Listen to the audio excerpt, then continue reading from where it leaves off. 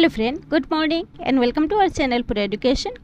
तो आज है 6 जुलाई और आज के करंट अफेयर के जितने भी मोस्ट इंपॉर्टेंट क्वेश्चन है इस वीडियो में डिस्कस करेंगे।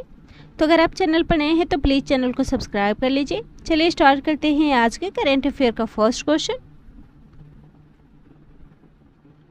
आज का पहला क्वेश्चन है, हाल ही में किसने मरुस्थलीकरण को कम करने और आजीविका प्रदान करने के लिए बोल्ड नाम से एक परियोजना शुरू की है? तो इसका राइट आंसर होगा ऑप्शन ए, खादी और ग्रामोद्योग आयोग। तो हाल ही में खादी और ग्रामोद्योग आयोग ने मरुस्थलीकरण को कम करने और आजीविका प्रदान करने के लिए बोल्ड नाम से एक परियोजना शुरू की है। तो फ्रेंड, खादी और ग्रामोद्योग आयोग ने हाल ही में मरुस्थलीकरण को कम करने और आजीविका प्रदान करने के लिए एक बहुउद्देशीय ग्रामीण उद्योग सहायता बोल्ड यानी कि सूखे भू क्षेत्र पर बांस मरु उद्यान की परियोजना शुरू की है। और इस योजना से राजस्थान में जनजातियों की आय और बांस आधारित अर्थव्यवस्था को बढ़ावा मिलेगा। तो इसको शुरू किया है खादी और ग्रामोद्योग आयोग ने यानी कि KVIC ने। यह संसद के अधिनियम 1956 के तहत भारत सरकार के द्वारा निर्मित एक वैधानिक निकाय है। यह भारत में खादी और ग्रामोद्योग से संबंधित सूक्ष्म लघु और मध्यम उद्यम मंत्रालय, जो कि भारत सरकार के अधीन है, के अंदर कार्य करने वाली एक शीर्ष संस्था है। इसका मुख्यालय है मुंबई, महाराष्ट्र और इसके मंत्री हैं नितिन गडकरी। अगला क्वेश्चन है, हाल ही में उत्तर प्रदेश सरकार ने किस रेलवे स्टेशन का नाम बदलकर रानी लक्ष्मीबाई के नाम पर रखने के प्रस्ताव को रेल मंत्रालय को भेजा है? तो इसका राइट आंसर होगा option D, Jhansi railway station. तो उत्तर प्रदेश सरकार ने हाल ही में झांसी रेलवे स्टेशन के नाम को बदलकर रानी लक्ष्मीबाई नाम के प्रस्ताव को रेल मंत्रालय को भेजा है। तो उत्तर प्रदेश सरकार द्वारा झांसी रेलवे स्टेशन का नाम रानी लक्ष्मीबाई के नाम पर रखने का प्रस्ताव भेजा गया है, जबकि इससे पहले उत्तर प्रदेश सरकार ने इलाहाबाद को प्रयागराज, मुगल सराय को दीनदयाल उपाध्याय नगर और फैजाबाद को अयोध्या का नाम दे चुकी है। तो यह बात हो रही है उत्तर प्रदेश की, जिसकी राजधानी है लखनऊ। मुख्यमंत्री हैं योगी आदित्यनाथ, राज्यपाल है आनंदीबेन पटेल, उच्च न्यायालय है इलाहाबाद उच्च न्यायालय। उत्तर प्रदेश में लोकसभा सीट है 80, उत्तर प्रदेश में राज्यसभा सीट है 31, उत्तर प्रदेश में विधानसभा सीट है 404 और यह राज्य पेपरलेस बजट पेश करने वाला देश का पहला राज्य है। यहाँ हाल ही में हेल्थ ATMs की स्थापना की घोषणा की गई है और महिलाओं की सुरक्षा के लिए एक हेल्पलाइन नंबर 1090 भी जारी किया गया था। वहीं अनुसूचित जाति और जनजातियों के बच्चों के लिए मुफ्त कोचिंग क्लासेस के लिए अभ्युदय योजना शुरू की गई है। साथ ही जमीन की धोखाधड़ी रोकने के लिए 16 अंकों का एक यूनिकोड भी जारी किया गया है। अगला क्वेश्चन है, KN भट्टाचार्य जी किस राज्य के नए लोकायुक्त बनाए गए हैं? तो इसका राइट आंसर होगा ऑप्शन डी, त्रिपुरा। तो हाल ही में KN भट्टाचार्य जी त्रिपुरा के नए लोकायुक्त नियुक्त हुए हैं। तो त्रिपुरा, जहां लोकायुक्त अधिनियम 2008 से लागू हुआ था और 2012 में त्रिपुरा में पहले लोकायुक्त की नियुक्ति हुई थी, वहीं KN भट्टाचार्य जी, जिनका पूरा नाम कल्याण नारायण भट्टाचार्य जी है, जो इस राज्य के तीसरे लोकायुक्त नियुक्त हुए हैं और वे एक वकील हैं और वकील के रूप में इस पद को संभालने वाले भी वह पहले व्यक्ति हैं।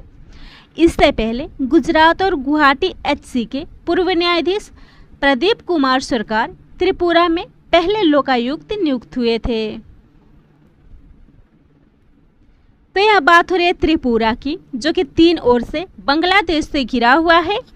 उत्तर पूर्व में इसके असम और मिजोरम है। इसकी स्थापना हुई थी 21 जनवरी 1972 को। इसकी राजधानी है अगरतला।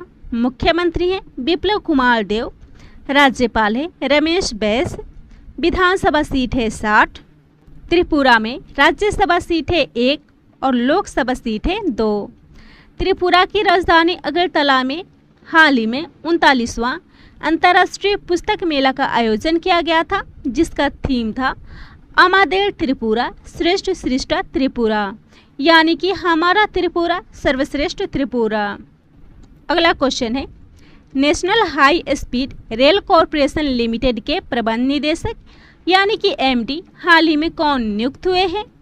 तो इसका राइट आंसर होगा ऑप्शन सी, सतीश अग्निहोत्री। तो हाल ही में Satish Agnihotri national high speed rail corporation limited के नए प्रबंध निदेशक नियुक्त किए गए हैं। तो सतीश अग्निहोत्री जो कि 1982 बैच के IRAC अधिकारी हैं और वे 2018 में रेल विकास निगम लिमिटेड के प्रमुख के रूप में भी रिटायर हुए थे। तो यह बात हो रही है हाई स्पीड ट्रेन प्रोजेक्ट की, जिसके तहत कई प्रोजेक्ट शामिल हैं, जिसमें 21 किलोमीटर की लाइन ज़मीन के अंदर बिछाई जानी है, जिसमें मुंबई के पास समुद्र के भीतर 7 किलोमीटर की लंबी सुरंग भी शामिल है। अगला क्वेश्चन है, किस राज्य या केंद्र शासित प्रदेश के 149 साल पुरानी दरबार मूव परंपरा को हाल ही में खत्म कर दिया गया है? तो इसका राइट आंसर होगा ऑप्शन सी, जम्मू कश्मीर।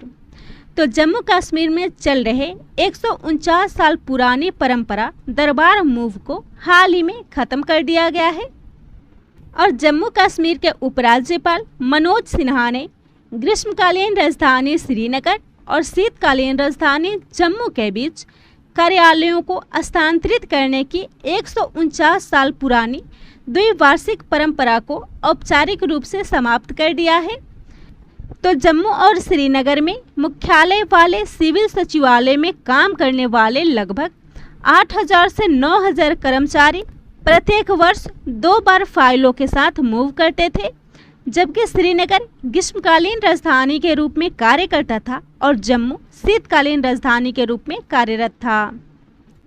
और इस परंपरा को डोगरा सम्राट महाराजा गुलाब सिंह द्वारा 1872 में शुरू किया गया था और इस परंपरा को 1947 के बाद जम्मू कश्मीर के राजनीतिक वर्ग के द्वारा जारी रखा गया था, क्योंकि यह एक प्रमुख पुल के रूप में कार्य करता था तथा कश्मीर और जम्मू क्षेत्र के 2 विविध भाषाई और सांस्कृतिक समूहों के बीच बातचीत के लिए भी एक स्थान था। तो यह बात हो रही है जम्मू कश्मीर की, जो कि एक केंद्र शासित प्रदेश है। इसकी राजधानी है श्रीनगर, जो कि इसकी ग्रीष्मकालीन राजधानी है। इसकी शीतकालीन राजधानी है जम्मू। उपराज्यपाल है मनोज सिन्हा और जम्मू कश्मीर की सीमाएं हिमाचल प्रदेश, पंजाब, पाकिस्तान, चीन और अफगानिस्तान से मिलती है। जम्मू कश्मीर में दुनिया का सबसे ऊंचा रेलवे ब्रिज चिनाब नदी पर बनाया जा रहा है। यहाँ का नेशनल पार्क है Dachigam national park, Kishtwar national park और हेमिस नेशनल पार्क। अगला क्वेश्चन है, कल्पना चावला के बाद अंतरिक्ष जाने वाली तीसरी भारतीय महिला कौन बनी है? तो इसका राइट आंसर होगा ऑप्शन बी, शिरीषा बांदला। तो हाल ही में शिरीषा बांदला, कल्पना चावला और सुनीता विलियम्स के बाद अंतरिक्ष जाने वाली तीसरी भारतीय मूल की महिला बनी है। शिरीषा बांदला जो कि रिचर्ड ब्रैंसन के 5 अंतरिक्ष यात्रियों में से शामिल है। शिरीषा वर्जिन गैलेक्टिक कंपनी के government affairs and research operations की भी वाइस प्रेसिडेंट है। वहीं यह कल्पना चावला और सुनीता विलियम्स के बाद अंतरिक्ष यात्री के रूप में तीसरी भारतीय महिला बनी है। तो यह बात हो रही है अंतरिक्ष यात्रियों की।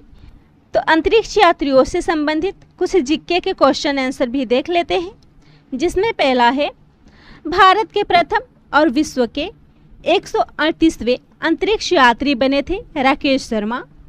वहीं अंतरिक्ष में जाने वाली पहली भारतीय महिला कल्पना चावला थी, जिनका जन्म 17 मार्च 1962 को हरियाणा के करनाल में हुआ था।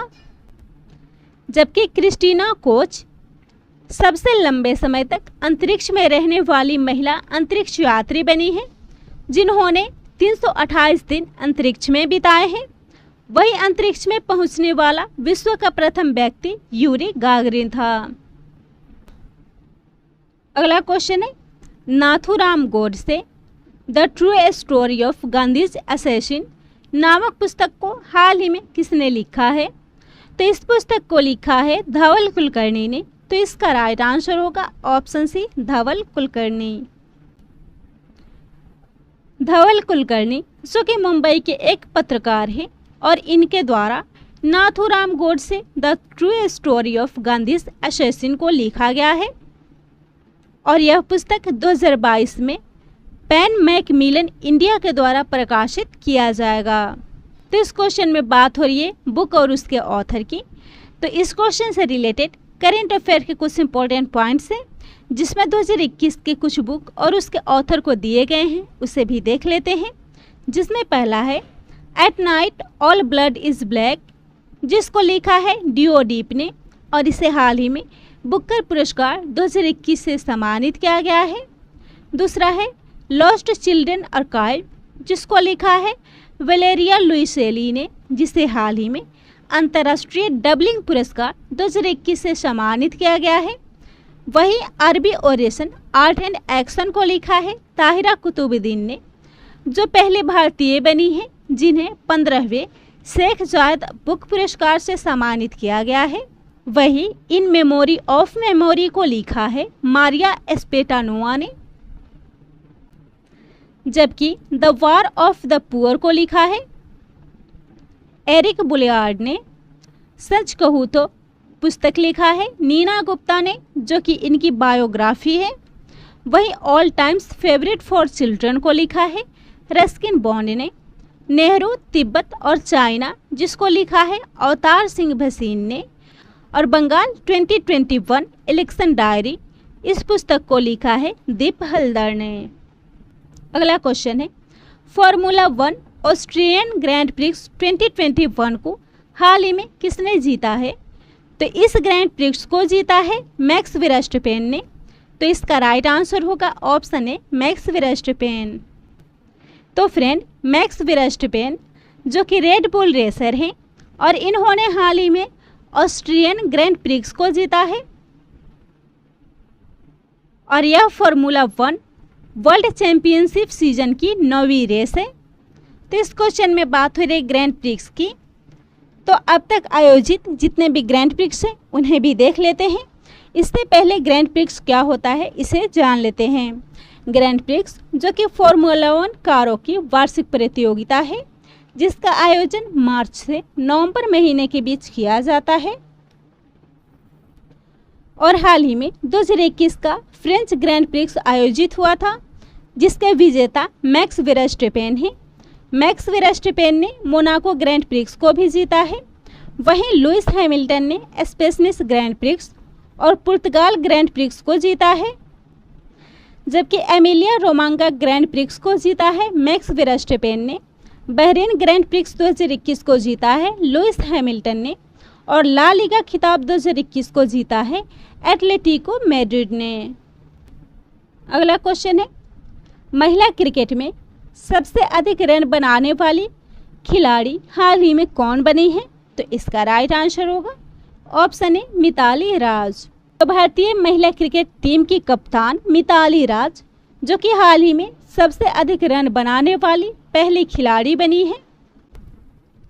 तो मिताली राज जो कि भारतीय महिला क्रिकेट टीम की कप्तान है और इन्होंने इंग्लैंड के पूर्व कप्तान चार्लोटे एडवर्ड्स को हराकर महिला क्रिकेट में सबसे अधिक रन बनाने वाली खिलाड़ी बनी है। और वहीं न्यूजीलैंड की सूजी बोट्स 7,849 रन के साथ तीसरे स्थान पर है, जबकि शीर्ष 5 में स्टेफनी टेलर चौथे स्थान पर और मैग लाइन 5वें स्थान पर है। तो यह बात हो रही है अंतर्राष्ट्रीय क्रिकेट परिषद की, यानी कि इंटरनेशनल क्रिकेट काउंसिल की, जो विश्व भर में क्रिकेट की प्रतियोगिताओं के नियंत्रक तथा नियामक संस्था है। स्थापना हुई थी 15 जून 1909 में। मुख्यालय है दुबई, संयुक्त अरब अमीरात। सदस्य देशों की संख्या है 104 सदस्य राष्ट्र। चेयरमैन है ग्रेग बार्कले, सीईओ है मनु साहनी। और इसने हाल ही में महिला वर्ल्ड कप के लिए गर्ल गैंग को विश्व कप का आधिकारिक गीत घोषित किया है। आज का लास्ट क्वेश्चन है lady doctors the untold story of India's first women in medicine नाम से पुस्तक को हाल ही में किसने लिखा है? तो इस पुस्तक को लिखा है कविता राव ने। तो इसका राइट आंसर होगा ऑप्शन बी, कविता राव। और यह पुस्तक भारत की पहली महिला डॉक्टरों की कहानियों को दर्शाती है, जिन्हें अक्सर इतिहास द्वारा अनदेखा किया गया है। यानी कि कविता राव ने lady doctors the untold stories of India's first women in medicine के इस अंश में रुखमाबाई राउत की कहानी दर्शाई है। रुखमाबाई एक भारतीय चिकित्सक और नारीवादी थी और वे औपनिवेशिक भारत में पहली अभ्यास करने वाली महिला डॉक्टरों में से एक होने के साथ ही 1884 और 1888 के बीच एक बाल वधू के रूप में भी अपनी शादी से जुड़े एक ऐतिहासिक कानूनी मामलों में भी शामिल होने के लिए जानी जाती हैं। और इन्हीं पर आधारित कविता राव की lady doctors the untold story of India's first women in medicine को लिखा गया है। तो यह था आज के करंट अफेयर का टॉप 10 इम्पोर्टेंट क्वेश्चन। वीडियो पसंद आता हो तो वीडियो को शेयर कीजिएगा, चैनल को सब्सक्राइब कीजिएगा।